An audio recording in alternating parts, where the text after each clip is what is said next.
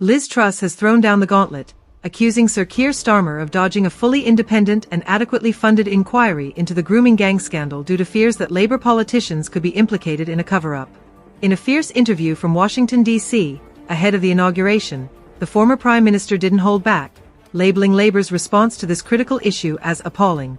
It's clear that Truss believes the Labour Party is more concerned about protecting its own than seeking justice for the victims of these heinous crimes. Truss's comments come at a time when the country is desperate for accountability and transparency. The grooming gang scandal, which has devastated communities and left countless victims in its wake, demands a thorough investigation.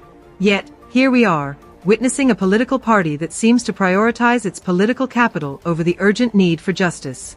Labour's reluctance to commit to a robust inquiry raises serious questions about their integrity and their willingness to confront the truth. Truss argues that the party is walking on eggshells, afraid of alienating Muslim voters after top cabinet figures faced backlash during the election. This is unacceptable. The victims of grooming gangs deserve better than political expediency. In her scathing critique, Truss claimed that the Labour Party's actions reflect a broader problem, a systemic failure to address the issue head-on. She pointedly remarked that Labour politicians have been complicit in a decades-long cover-up, suggesting that their failure to act is rooted in self-preservation rather than a genuine commitment to justice. The implication is clear: the longer Labour delays a full inquiry, the more it appears they have something to hide. This is not just about political fallout, it's about the lives that have been irrevocably damaged by the failure of authorities to act when they should have.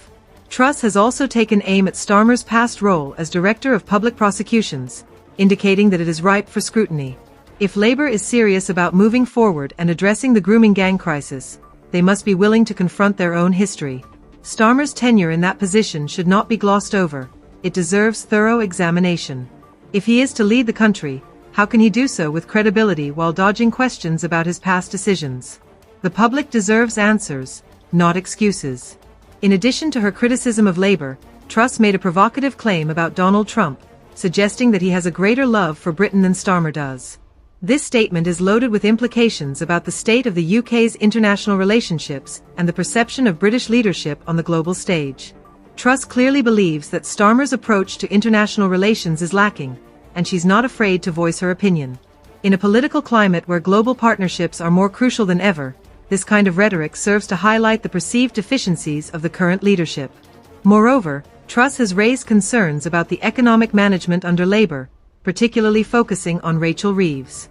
She warned that Reeves is teetering on the brink of a 1976-style IMF bailout due to her handling of economic policy. This is a serious accusation that underscores the fragility of Labour's economic strategy. If the party cannot manage the economy effectively, how can they be trusted to handle the far more complex issue of a grooming gang inquiry? Truss's comments serve as a stark reminder that economic stability and social justice are inextricably linked.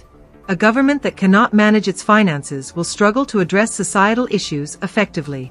The political landscape in the UK is fraught with challenges, and Truss's comments are a clarion call for accountability.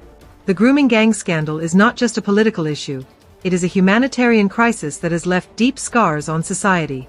The reluctance of the Labour Party to take decisive action is disheartening and demonstrates a profound failure of leadership. If Labour continues to prioritise political manoeuvring over genuine reform, they risk losing the trust of the electorate entirely. It is time for the Labour Party to step up and take responsibility. The victims of grooming gangs deserve a thorough examination of the circumstances that allowed these crimes to occur for so long. Any inquiry must be independent, fully funded, and free from political interference. The public is watching, and they are demanding action. The continued silence from Labour on this issue is not just a political misstep, it's an affront to the victims and their families. Truss has made it abundantly clear that the stakes are high. The time for half-hearted measures and political games is over. The Labour Party must rise to the occasion and demonstrate a real commitment to justice, not just for the victims of grooming gangs, but for the integrity of British politics as a whole. If they fail to do so, the consequences will be dire, not only